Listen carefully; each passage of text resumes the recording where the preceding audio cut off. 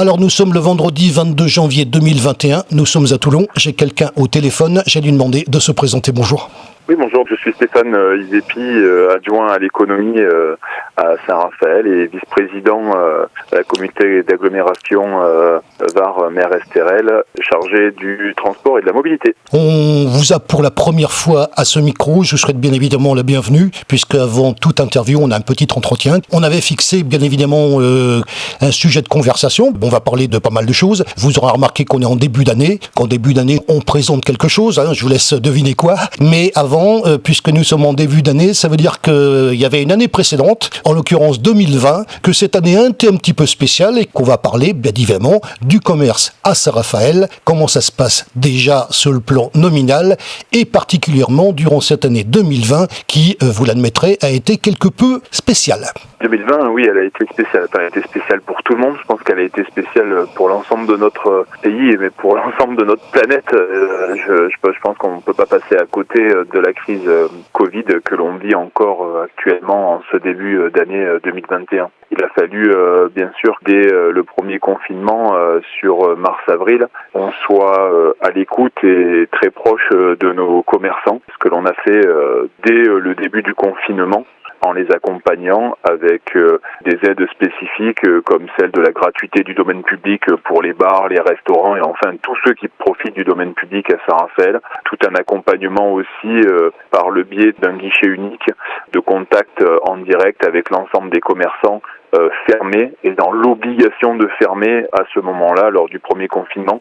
Enfin, tout un accompagnement voulu par notre maire Frédéric Masquelier sur l'aide et l'appui au commerce en difficulté et touché par cette crise Covid et dans un premier temps par ce premier confinement qui a eu lieu en mars-avril. Vous m'avez dit avant qu'on commence que vous aviez justement reçu, c'est bien vos propos, les représentants des commerçants. Quel est leur état d'esprit actuellement ? Nous, aujourd'hui, on travaille, c'est pratiquement quotidien. On est proche on a une association de commerçants qui est l'Arcor à Saint-Raphaël avec son président qui s'appelle Jean Groslo. Nous sommes proches et à chaque fois que nous montons une action, que ce soit une action d'accompagnement comme celle du Covid ou que ce soit une action d'animation dans le centre-ville comme nous avons fait sur cette fin d'année avec la mise en place de cadeaux par la ville et par notre équipe Office du commerce, nous sommes toujours dans des échanges avec notre association de commerçants, avec son président et avec son bureau. Ça nous permet d'avoir la température du terrain, de savoir si il y a des gens en difficulté ou s'il faut aller rapidement sur des aides plus précises. C'est ça, d'être au contact de l'économie locale. Alors il y a quelque chose qui est important, justement, vous le soulignez, c'est tout simplement la convivialité qui a certainement, et je le devine, vous savez que je sais pas mal de choses entre vous justement et les représentants des commerçants, puisque effectivement, on est dans une ville. Je pense que vous avez à cœur aussi bien le représentant des commerçants que vous, que cette ville fonctionne sur le plan du commerce. Cette relation, on va parler, parce que c'est un terme qu'on emploie beaucoup d'ailleurs, le terme proximité doit également se retrouver dans les relations que vous avez avec justement le représentant des commerçants. Je suppose qu'au niveau du fonctionnement normal de l'association des commerçants, puisque c'est de ça qu'on parle, il y a aussi des réunions, au moins une réunion annuelle, et peut-être également d'autres réunions avec l'ensemble des commerçants. Oui, nous, de toute façon, comme je vous disais dans la question précédente, on a une rencontre, nous, c'est le premier mardi de chaque mois, donc on se rencontre avec le bureau de l'association des commerçants. Oui. Ça nous permet d'avoir les remontées dans la globalité de leurs demandes, actions ou volonté d'échange avec la municipalité pour pouvoir engager des actions pour le commerce de proximité, mais des actions commerciales, mais ça peut être aussi un travail avec l'ensemble des commerçants pour des actions qui sont propres à la ville toute l'année. Quand vous avez échangé certainement avec Guillaume Descartes, mon collègue adjoint à la culture à Saint-Raphaël et lui aussi vice-président à la CAVEM, on travaille souvent ensemble et avec les commerçants. Quand vous avez un festival des jazz par exemple qui dure plusieurs jours, c'est un travail de décoration de vitrine, ça peut être un travail d'événement dans certains quartiers ou dans certains petits centres où vous allez retrouver des commerces réunis, puisque Saint-Raphaël c'est assez, vous connaissez très bien, c'est assez grand, c'est 30 km de côte, c'est des quartiers comme Val-Escure où nous avons les golfs, ou comme Aguet qui est déjà à plus de 12 km du centre-ville de Saint-Raphaël et où on retrouve des commerces. Donc on essaye aussi d'avoir cette action, on parlait de proximité et de travail en commun, avec l'appui de l'association des commerçants pour pouvoir animer tous ces quartiers avec par exemple la culture ou avec les services des sports si c'est une grande animation sportive comme quand on a un triathlon, quand dans les mois qui viennent on travaillera avec Estérel Côte d'Azur sur de nouveaux événements en espérant voir rapidement le bout du tunnel de cette crise Covid et qu'on puisse reprendre le rythme d'animation que l'on avait. Et on le fait toujours avec nos commerçants et avec l'association des commerçants qui les représente pour beaucoup dans la ville de Saint-Raphaël. Alors bien sûr, la question était, on revient donc à la question de départ, puisqu'on parlait de 2020. Comment s'est passé le commerce à Saint-Raphaël en 2020 et peut-être les quelques petites problématiques en cours d'année? 2020, c'est simple. Je reviens à ce dont on parlait il y a 5 minutes en arrière. Ce fameux premier confinement, on est tous surpris. On se retrouve à devoir fermer la plupart de nos commerces.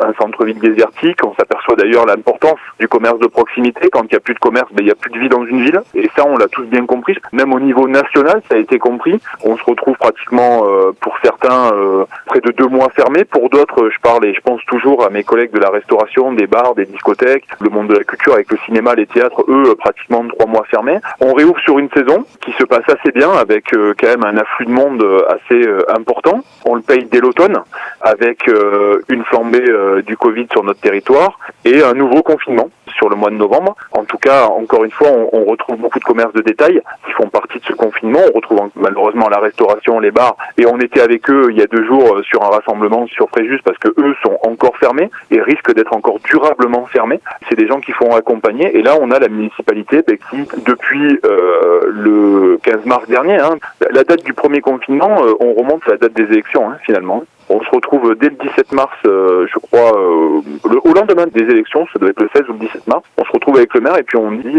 il va falloir mettre en place un vrai plan pour soutenir le commerce de proximité. Je répète, c'était gratuité du domaine public, on l'a encore prolongé pour les restaurants jusqu'à fin mars prochain, ça va faire 1 an que le domaine public est gratuit pour les terrasses, les bars, les restaurants à Saint-Raphaël. C'est la gratuité de la CFE, c'est la taxe sur les enseignes, c'est la gratuité du stationnement avec la mise en place de la ville complètement en zone bleue, tout un travail dès que l'on voit une cellule vacante, une cellule qui est en train de fermer, une cellule en difficulté. On a une équipe qui travaille dans notre service commerce spécialement sur la vacance commerciale pour qu'on ait peu de commerce vide dans notre ville ou dans les quartiers d'ailleurs de notre ville. Oui. Et là-dessus, je pense qu'on est assez exemplaire parce qu'on a un taux autour de 10%, là où dans le département, on est à un taux de pratiquement 19% de vacances commerciales. Là-dessus, on a un vrai boulot dédié à ça, avec une équipe dédiée à ce travail.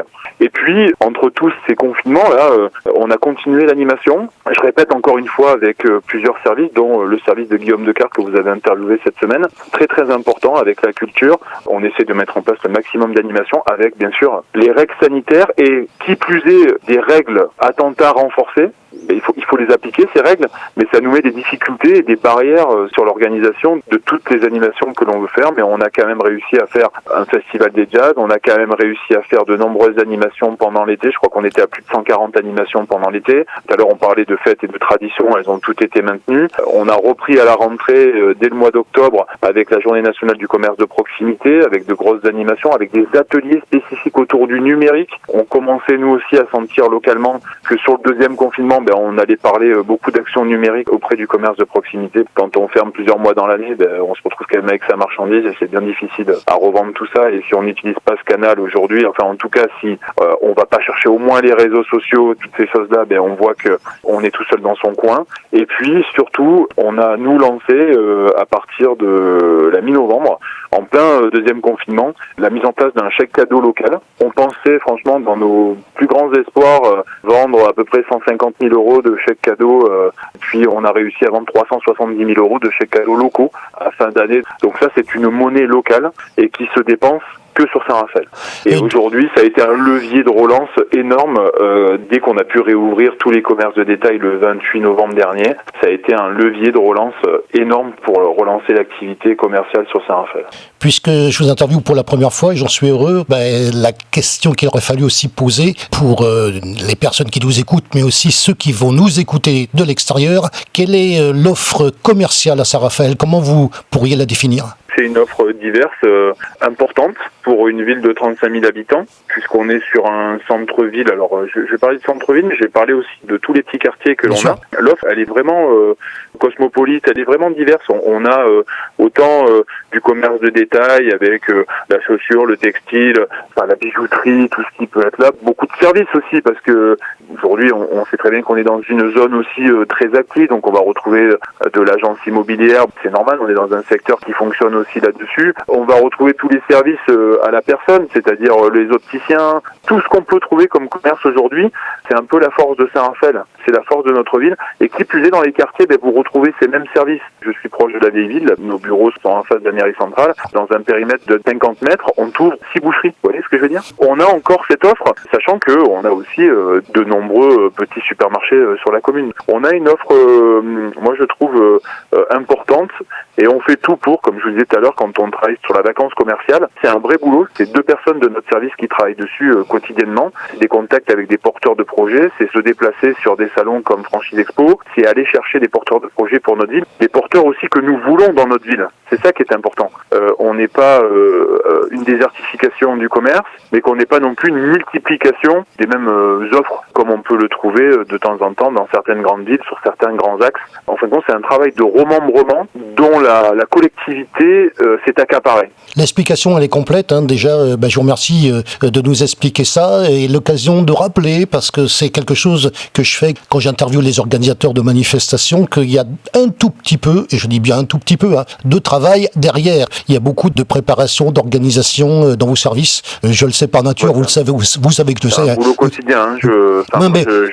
Vous savez que vous prêchez un convaincu qui suit ça de très très près. Je pense que vous le sentez d'ailleurs. Soit dit en passant, on s'intéresse véritablement à ce que vous êtes en train de nous dire actuellement. On apprécie beaucoup d'ailleurs toutes les explications que vous nous donnez actuellement. On va parler bien sûr après 2020, on parle de 2021. Et en 2021, que va-t-il se passer? Point d'interrogation. Comment vous voyez la chose? Et j'ai encore en mémoire ce que m'a dit Guillaume Descartes dans sa délégation. 2021, point d'interrogation. On garde le casque sur la tête et on avance et on continue à soutenir le commerce local et Raphaëlois entre autres. Là, je rappelle encore une fois, l'ensemble des commerces et aussi ne pas oublier les quartiers de notre commune qui est assez, on va dire, grande. Il faut protéger tout le monde.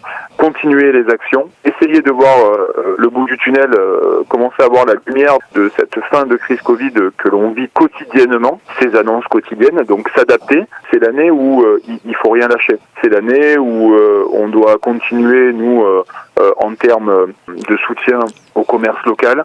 C'est le moment, là, au creux, on va dire, de l'hiver, de travailler sur la saison prochaine, puisque moi, dans ma délégation, j'ai aussi le tourisme. Ne rien lâcher, aller chercher des gens. Et puis, de temps en temps, ça sert à rien d'aller les chercher très très loin, puisqu'on a bien compris que cette crise, elle remet en question les déplacements de nombreux étrangers, voire même de temps en temps, à certaines périodes, même des Français sur notre territoire. Pour le tourisme, des fois, aller chercher des gens dans les grandes villes qu'on a autour, d'aller chercher des gens à Marseille, d'aller chercher des gens à Nice, qui viennent découvrir Saint-Raphaël, pour qu'ils viennent découvrir l'Estérel, pour qu'ils viennent découvrir la Méditerranée, pour qu'ils viennent découvrir notre territoire, qui est un territoire magnifique, entre les morts d'un côté à l'ouest, l'Estérel à l'est, la mer face à nous. Franchement, il y a de quoi faire. C'est 3 golfs, c'est 5 ports, Saint-Raphaël, c'est une attractivité toute l'année. Ça, on peut pas l'enlever. Ça fonctionne tout le temps. Ne rien lâcher, il faut rester droit, il faut continuer à être auprès des commerçants, les écouter, à être auprès de notre association de commerçants, et puis travailler, qu'a dû vous dire Guillaume Descartes, travailler ensemble, travailler en transversalité avec la culture, travailler en transversalité avec tous les services de notre ville pour que on puisse adapter, puisque on avait déjà une programmation, par exemple sur février avec Carnaval. On ne sait pas ce qui va se passer en février, confinement, pas confinement, on entend tellement de choses tous les jours, mais on travaille quand même sur une petite offre locale, même s'il n'y aura pas de grande parade comme on fait chaque année, tout ça, mais on garde quand même une petite date. On aura la braderie d'hiver qui se fera, si elle se fait pas sur la place Coulée comme elle se fait habituellement, elle se fera à l'intérieur des commerces à Saint-Raphaël. On continue, mois par mois, on vit ça, mais on est là, nous, en tout cas, c'est mon rôle pour l'économie raphaëloise dans son ensemble. On parlait commerce de proximité, mais je vous parlais tourisme. Être auprès, continuer à travailler la destination, être en contact avec l'extérieur, l'extérieur, parce que il faut aussi voir et aller voir ce qui se fait à l'extérieur pour aussi appliquer de temps en temps des idées et les ramener sur notre territoire. Quand on vous parliez tout à l'heure de proximité, il faut vraiment être au contact. C'est comme ça qu'on a les meilleures informations. Parce que si on reste au loin de la crise, on risque rien. Mais en tout cas, on n'aidera pas l'économie locale. Et là, aujourd'hui, on continue. C'est la volonté de notre maire. Nous, on est derrière lui. Il nous donne les infos et on lâche rien.